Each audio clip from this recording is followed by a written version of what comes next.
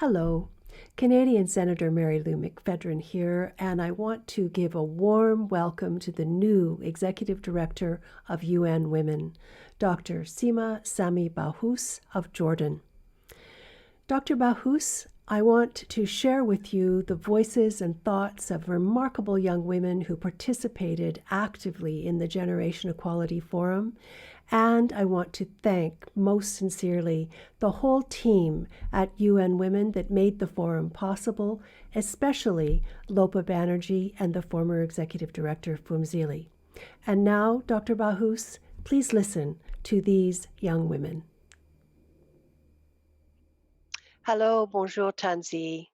I'm Senator Mary Lou McPhedran, and I'm delighted to be joined today by three remarkable young women leaders, all who participated in the recent Generation Equality Forum that was hosted by UN Women and also by the countries of France and Mexico. It concluded on July 2nd, and we're having our conversation just about 2 weeks after that.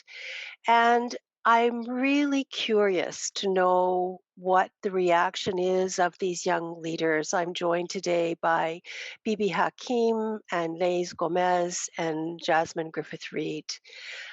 I'll tell you something about my takeaway from this, and that is as an old feminist warhorse who's been at this for decades, I've never seen anything like this forum.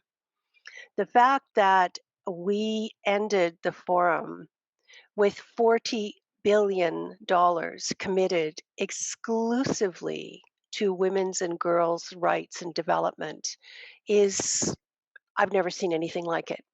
Now, we know there's a difference between a commitment and an actual expenditure of money, but it's much easier to collect on a promise than it is to collect on nothing. And the way in which the forum was organized, I wasn't able to participate in all of it. In fact, I don't think any of us was able to see all of it and be part of all of it. But it's a bit today like the elephant. We're going to touch different parts of the Generation Equality Forum and talk to each other about what we heard, what we saw, and what our takeaways are. So, when we start this conversation, I'm just going to ask if you could just say a little bit about yourself before you tell me something that stood out for you and a particular experience that you had. Tell me a little bit about the topic that captured you. And to do this, I'm just going to follow my screen and start with you, Bibi. Thank you, Senator. My name is Bibi Hakim, and I'm a current legislative assistant to the Member of Parliament for Richmond Hill. Prior to my journey in politics, I had the incredible opportunity of working with the United Nations and working with the United Nations Population Fund. And before this forum took place, I had the honor of participating in the consultation team that was trying to prioritize the items that they wanted to bring to this forum.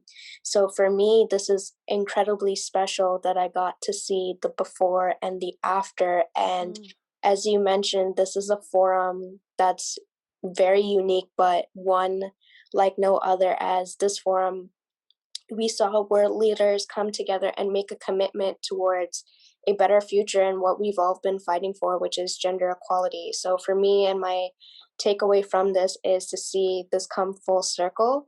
So I am incredibly in awe to see the participation of both public and private sectors within this forum and what took place 2 weeks ago. That's a really good point, Bibi, that the commitments typically in most UN meetings that I'm familiar with, we have commitments from governments. But in this case, we had also, I think it was close to $5 billion in commitments from private sector donors, mostly foundations, and some of whom, presidents of whom, like Melinda French Gates, who were actually there and spoke openly about the commitment that they were making. And I think that is a pretty significant difference. Can I just ask you, Laís, what stands out for you in your experience of the Generation Equality Forum? So I personally attend the gender-based violence, which is a topic that I had opportunity to work before in Brazil, as well as get involved in associations that were taking care of families and also children that were affected by gender-based violence. And one thing that caught my attention was the fact that many leaders, they were actually trying to find ways to impact the communities, because one of the things that involves gender-based violence is part of the culture in each country. For example, I'm from Latin America, and gender-based violence is very high in where I am from. And part of that is also the culture, the way that people grow up, part of the lack of education and inclusion of women. And this factor increase those violence against women and also against children. So having seen people talking about ways that they could engage those communities, educate, and also include women and children that were affected by those crimes, it was delightful, because it is a huge problem in underdeveloped countries. So that was my taking away from the forum. Thank you, Laís. One of the other innovations that came at pretty much at the end of the Generation Equality Forum was a new compact, a new agreement, a global agreement on women, peace, and security, which also includes youth, peace, and security, and humanitarian action. And one of the things I found interesting about this new compact is the way in which there's an explicit link that's set out in the compact between humanitarian action and women, peace, and security, youth, peace, and security. And I know from previous conversations with you, Jasmine, that women, peace, and security is something that you have a growing interest in. And I wondered whether you had a chance to participate in this aspect of the forum, and also whether you have any thoughts to share on the whole idea of a compact and what you think this might mean moving forward. Thank you, Senator.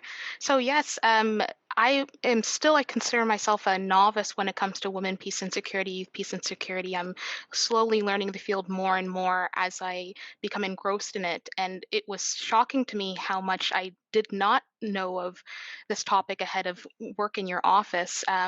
As your parliamentary affairs advisor, I've grown to learn more. But it's certainly one that has put a lot of effort into becoming more publicly known and becoming a key part of international and global affairs, as well as peacekeeping and conflict resolution. So I did have some chance to attend some of the compact meetings. I was especially interested in the Global Network of Women Peace Builders. They had done an event related to the compact, especially on the triple nexus of women, peace and security, humanitarian action, and development. And that was such an interesting thing for me to see them bridge the gaps that sometimes are put in place between these topics, although they're very complementary. Uh, um, and they are topics that should be working together to advocate for peace building on a global and local level. Um, it's still considered silo topics sometimes. So it was a fantastic and very eye-opening for myself opportunity to hear further about how these intersect as topics and how they all can be used to bridge the gap in terms of gender inequalities, um, conflicts within regions, both in the global north and global south, and plenty of other topics. But that was one of the most enriching things to see how it can be bridged. And also for youth, peace, and security, which even so is considered sometimes a sect or like an Mhm. offshoot of women, peace and security, being brought to the conversation and given equal value and equal consideration alongside women, peace and security rather than underneath the umbrella. You know, Jasmine, that's raising a really important point, how so often, the truth is that it's often just lip service that's paid to youth engagement and youth leadership. And so let me shift to each of you on this question and to ask, and please be frank about this. In your experience of the Generation Equality Forum as a young woman leader, what can you share about how you felt about the inclusion of youth perspectives, youth leadership, issues of particular concern to youth, any aspect of part of your reality of being a young leader? And Laís, may I start with you, please? So, as I mentioned before, I focus on the gender-based violence subject, and I believe that I could see that most of the leaders, they got a programmatic approach where they are actually trying to make change in the communities. So I watched someone from Guatemala, and she was a youth, she was a young leader, and she was telling about her association and her experience trying to diminish gender-based violence in Guatemala, which was good to see some young voices as well involved in the subjects. And I believe it's important because that is the way that we can feel that we are represented by youth as well. Not only the government itself, but also people that are like us, that we feel that we belong in some way, and that we can also be part of the change as well. Thanks. So for you, overall, it was a positive experience. Yes, yeah, I would say that was a positive experience. Thank you. Bibi, you had a particular perspective on this because you were part of the dreaming that went into what actually happened. So maybe you can share what your personal takeaways are from your experience. Thank you, Senator. I am grateful. Grateful is an understatement to how I feel to have been a part of that process and to have gone to this forum. But if I'm being completely frank with you, I think Please. that I'm in a place of privilege because of my job title, because of my network, and because of my past experience in and with politics and policy. So although I'm very fortunate to have been a part of the consultation process and participant attending the forum, I think there could have been a better job done in terms of getting more youth to come to the conference. I would have loved to see more grassroots organizations and grassroots youth leaders. And I know that's a very hard issue to navigate because there's so many strong voices that could have been at the table, and it's hard to make a selection. But I want to apply a different lens here, and that's because I grew up in a neighborhood that people would otherwise look past. And it wasn't until that I came to Ottawa and started studying in the university in the capital that I started to get recognition for things that I started doing, such as mental health advocacy. I'm thinking about my colleagues who live in my riding or live in my area who are very strong advocates and very vocal about the issues that they care about. And their voices probably could have benefited at the Global Equality Forum, but they didn't have the chance to because they didn't have a network or a strong enough background in a certain field to be part of it, I guess. And I know that the invitation was open for anybody to participate. The participation part is not really what I'm concerned about. It's more so the amount of voices that reach that table. And I know everybody's working extremely hard to make sure there's as many voice and dynamic and diverse voices represented. But I think moving forward, this would be something to consider. So again, as I'm grateful for the opportunity and to see it come full circle, I think a little more could be done to make sure that grassroots voices and advocates reach that table where they're not just sitting there, but they actually get to voice the work that they're doing locally that is part of the bigger picture. So one of the things that comes to my mind when you use that lens, Bibi, and I want to open this up not only to you but also to Jasmine and Laís, and that is, are we talking about a digital divide here, or are we talking about some other kind of or more than one barrier that limited involvement? I mean, I would think, at least in theory, that what one of the things that COVID has done that isn't all bad is, in fact, we have many, many, many more participants as a result of people being able to come online and register and do everything online. So, what kind of barriers? Let's unpack this a little bit. What do we think is really going on here? I'll throw it back to you, Bibi, and then invite Lace and Jasmine if either one of them have an observation. For sure.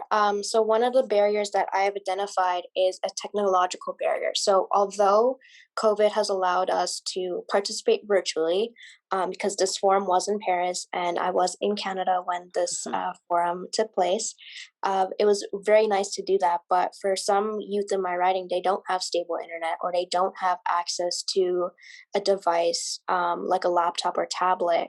Another barrier is I want to say recognition and awareness. So although they do like tremendous groundwork, they're not necessarily picked up by media. They're not necessarily known. I want to say to local representation. And I know again, there's like members of parliament, there's members of provincial parliament and city councilors who represent thousands and if not hundreds of people, and it's very hard to get that across. But I think in terms of their platform and their ability to communicate is also a barrier. Because like I said, like I had this opportunity because of my platform and my network, whereas a colleague of mine who I thought should have been at that discussion panel on health and health policies, she wasn't necessarily there because she wasn't known to those who were able to submit names or organize it all together. Yes, and before I turn it over to Laís and Jasmine, I just want to add into your analysis the fact that this is not only about this extraordinary and very productive forum, but really, it's about the Commission on the Status of Women annual conference that happened online this year, and may well happen online in 2022 as well. It's always in March. It's always built around International Women's Day. And on one hand, as someone who's spent a lot of time at those sessions of CSW in person, you're talking about a maximum of about 10,000 that will show up for that meeting in New York, the set of meetings in New York. We had registration at CSW this past year, in terms of registration, well over 50,000. So, we're talking factors of 5, 8, 10 times more participation. And you're raising a key question because it's not just about the numbers. It's having to look at, okay, who really is able to participate? And I immediately think about the fact that, interestingly enough, the Honorable Mariam Monsef is the Minister for Women and Gender Equality and the Minister for Rural Issues. And this is one of the places where we see a very significant set of barriers, including technology. And of course, when we're talking about Indigenous young leaders and Indigenous members of various communities across the country, when you start to move into the north or other remote areas geographically, you immediately limit involvement because of limitations of the technology that's available. So I'm really wanting to hear from Lace and Jasmine if there are any other observations that you've had, either related to the Generation Equality Forum or related more largely to who gets to actually be there. I was thinking about something when you Please. were both talking. And something came to my mind. So when we were talking about the geographic barriers that we might have, we also need to think about other countries, for example, countries from Africa or countries from South America. So some of those countries, they don't even have water sometimes in some of their communities. And how can we make sure that those voices are heard? Those voices are also educated and are included in the table and in the discussion and in decision making as well. So just a thought that when we talk about inclusion, we need to get a lot done in order to include everyone and to also hear and make sure that all the voices are represented, have representation as well. Thanks, Laís. Jasmine, any thoughts you have on this? Yes, I always was flip-flopping or trying to find ways as I was going through the conference of seeing how we can address these barriers in a different scenario. And so I was still torn between the concept that the virtual free forum, opened a lot of doors in terms of people, even if they did not necessarily want a seat at the table yet. But being able to access the discussions and hear what's going on. So even if you are someone who's learning or in your advocacy journey, having that pressure removed and just being able to tune in and listen to some of these leaders and help that build that into your own advocacy work. But then, as some of the barriers were saying, is that if there's a lack of access to technology or the means to tune in, then that's also creating another barrier. And then I flip flop again and I say, well, being able to tune online helps with the barrier of cost, which is one of the biggest factors that I always would note for Commission on the Status of Women or any large conference of this nature is you often will have a specific part of the demographic of the world who can attend it because they can raise the funds or have the funds to do so. And there'll be those who may be doing just as much work on grassroots level who maybe do not have the funds to attend. So it was an interesting thought exercise for me to consider how we could go about addressing both of these barriers of lack of access to technology while also lack of access to funds. And all of that was under the lens of that Bibi was speaking to was participation versus active engagement. So even if you're tuning in, if you do not have the seat at the table, then your engagement, your capacity to build forward with everybody else is severely limited. And when it comes to young people, and I'm thinking more in terms of youth, peace, and security, for example, um, not to stigmatize how young people engage, but it is known that when we are doing peace building on local levels, it's often or can be less formalized and less organized. It allows more flexibility, allows more less rigidity and more flexibility to address the needs of the community without having to turn into a very rigid and formalized institution or NGO, but it allows us to see a need and fill a need as young people in our communities. And with that, because there is already barriers that we've talked about with organizations who were able to go to generation equality and organizations who are not and still not having that voice there.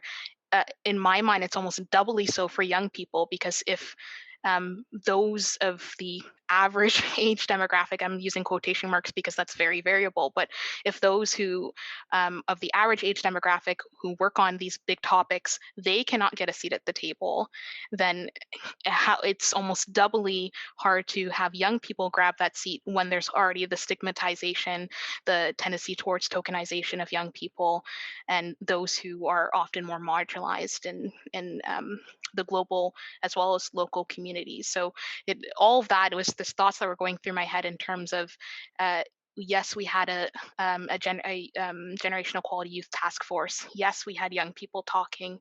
Yes, we had young people leading sessions. But was it enough, or did we have enough young people actively speaking and being heard and actively being engaged in this entire consultation process for all of the working groups and the compact? Was it enough that we can say that it was being driven by young people, or just young people being a part of it, or maybe a side part rather than the main drivers there, the main change makers? And I don't necessarily have an answer because, like we mentioned, I did not attend the entirety of the conference, but it was something that I noted in terms of comparison of who was engaged in terms of age ranges. That's a very sobering observation, and I think it's in some ways a cautionary tale. I'm thinking now that we're reaching the point where we need to wrap up, and I just want to remind our audience and ourselves that the next few minutes will be also a separate summary that will run, and to allow for an understanding of some of the key points. So let's cast our eyes forward, and again, inviting each of you to speak very personally, but coming out of the Generation Equality Forum, which was clearly intergenerational, and we can draw different conclusions probably based on our different experiences. But for you, for each of you, what is the key action or takeaway or observation that that you're going to carry coming out of this historic Generation Equality Forum, and the kind of work that each of you is doing and that you plan to continue to do? What is going to be helpful to you going forward from this forum? And I'm going to start with you, Laís, please. I believe that my takeaway is the fact that the organizations, the nonprofits, and also the communities, they would have more resources to create opportunities for those peoples, for example, a woman or youth, to have a opportunity, and also resources to prevent, in the case of gender-based violence, also resources to prevent those cases and educate people in a way. This topic is something that comes from the bottom of my heart. I've worked with that before, and I have seen so many people going through this throughout my life. And I believe that this issue is something that you have to actually educate the community, engage the community, because it's also part of the culture, depending on in where you are located around the world. So having said that, seeing all the leaders making commitments to actually act on that and engage the community to diminish those issues were very insightful in my experience. I agree with you, and I noted that no longer was violence against women and girls treated as a subset of something else, that it was its own standalone problem, that it was acknowledged as worldwide, crossing all cultures, crossing all classes, all geographic locations. And I think that's a very important shift that has taken place. So thank you for that. And I'm going to ask Bibi what you'd like to share at this point for your takeaway. Thank you, Senator. My takeaway is that this forum was very inspirational. I love that more people were able to join, as COVID did allow for us to connect virtually. I think this was an inspirational wake-up call, because as we've seen in the past, we knew that we needed to engage with the private sector. And finally, I can say and walk away from a forum where the private sector is engaged. And something that I'm going to take away is the continuous advocacy for mental health equity and mental health policies for women. I know there was a little bit spoken on, and I know that it's one of the sustainable development goals for wellness for both physical and mental health. However, with the sustainable development goal, we tend to only focus on the physical health. And as we have seen with COVID, mental health has been on the rise and mental illness has been on the rise. So I'm looking forward to see what world leaders, grassroots organizations, and youth advocates have to say at future forums and the actions that come out of that to make a more fair and equitable world. Thank you. Bibi, thank you for bringing the Sustainable Development Goals back into this framework, because they have until 2030 to run. So we're just halfway. We're at the halfway mark, have a long way to go. Most countries are a long distance away from meeting those goals. And you're absolutely right. It's not only about the crisis of our physical environments, it's also the crisis of our social environment. So I think that's a really helpful reminder for me as well. And Jasmine, I'm going to ask if we can close with you and your observations about what you found to be useful coming out of the Generation Equality Forum for your own work going forward. Thank you, Senator. I really am taking away the wonderful experience of having a truly intergenerational forum where that was the focus, that was the events and things that happened. It was intergenerational, and it was moving forward together with all the ages, with all the intersecting identities towards uh, um, lived rights and towards substantive change and transformative change. And as somebody who works in your office and knows how crucial it is on our end to ensure that we're continually speaking with and engaging with youth and amplifying their voices, I hope that that will be brought forward on all fronts, from global to local. Need to always have that intergenerational factor and that intergenerational voices coming together on any topic we're talking about. So whether it's sexual reproductive health and rights and bodily autonomy, whether it's about the SDGs, but always having that youth element, and then in turn then creating an intergenerational lens to whatever we're looking at, and that in turn makes sure our feminism is really intersectional and is really going to move forward substantive change for all of us as global citizens.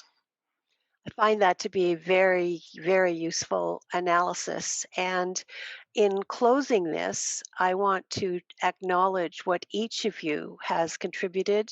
From time to time, you've each acted as youth advisors, and I'm very grateful for that.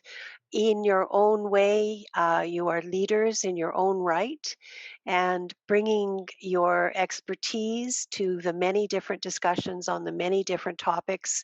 It has been a tremendous plus for the work that I try to do as a parliamentarian. And I want to thank on the technology side Jim Gavin, who's with us on our summer team from Dalhousie Law School, and also to acknowledge that the participation that was possible was quite substantial. It was far from what we would all want to see, but it was way better than what we've seen in the past.